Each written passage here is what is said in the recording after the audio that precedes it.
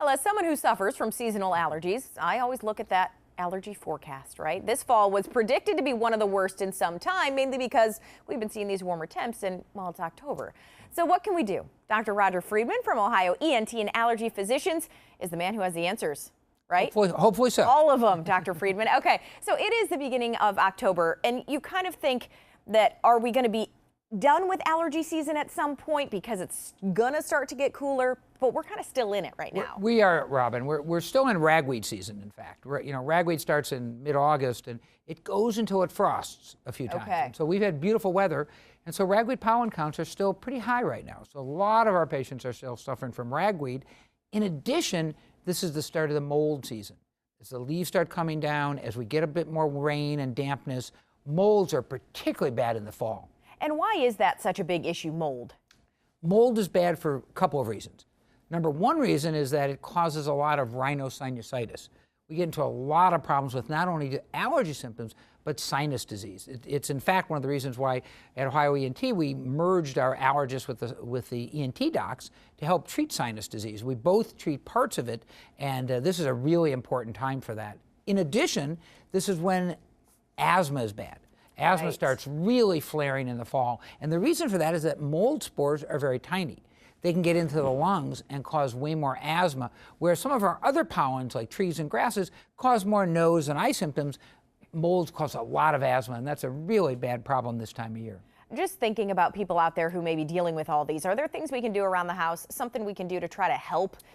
There are some things we can do. I mean, keeping the windows closed, although, who doesn't want to keep the windows open in a beautiful fall day? Right. But keeping the windows closed can keep some of the outdoor stuff out, the ragweed out, the outdoor molds out. That can be helpful. A dehumidifier in the basement is really helpful for mold allergies, keeping things less moldy and less damp. And then using air purifiers can be helpful too in patients' bedrooms. Let's talk a little bit about some of the other allergies kind of going on right now. Kids are back to school. Food allergies, first and foremost, are a big thing. I know a lot of schools don't even let you pack peanut butter and jelly anymore because of that fear. This is a big time. And, as we're getting close in 3 weeks from now, Halloween, that's one of the most dangerous days of the year for our kids with food allergies. Because we've got to be very careful when they go out trick-or-treating and, again, at schools, getting food and stuff like that. And so it's a very important time to have great awareness of food allergies that are going on right now. And in the last couple of years, and I've heard about this, and you guys obviously are aware, we want to talk about this teal pumpkin project they have going on. I can even show you. Right. Because we've got our little bag that we give out, our nifty bags for our teal pumpkin. The teal pumpkin project is a great idea.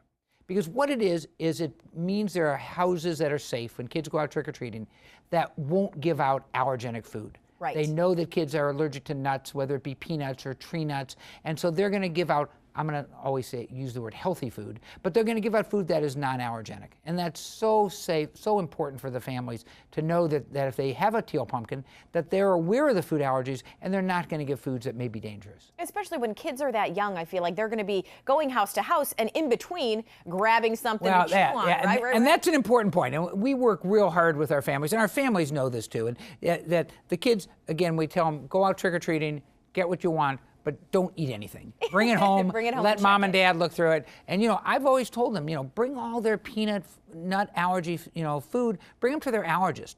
Let us have them. They can't eat them. I don't know if they could see this side of Dr. Friedman's face, but he winked at me like 4 times, like I get lots of candy this month, so it's a great thing. I wish it was. They never remember to do that. But these are very important things, and one of the things I just want to briefly mention, the EpiPen has been in the news. A lot of people carry that around, right? Because if they have some kind of a reaction because of the cost. Yeah, that's obviously exploded in this world suddenly. Yeah. The EpiPen is a great device. It's a life-saving device. It's a critically important device, and right now it's the only device on the market. So it is very important.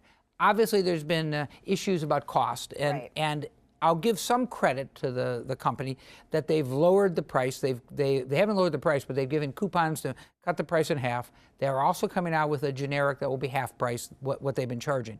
The price has been too high. We all agree with that. They've raised it way too high. And part of the reason is there's been no competition.